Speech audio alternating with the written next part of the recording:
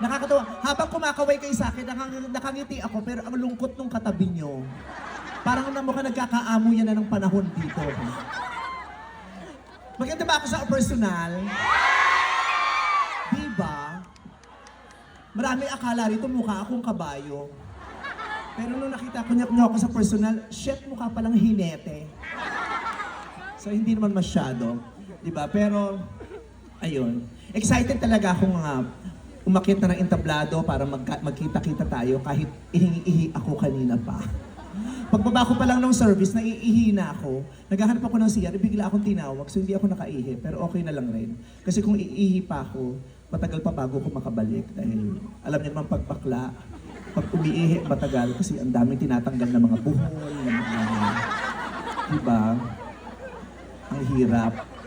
Kaya parang basa na yung dito.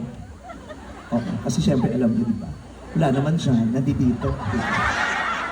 So, kahit maihi ako, hindi nyo rin mapapansin kasi lalabas sa isang butas, papasok pa sa isa pang butas, paikot-ikot lang talaga siya.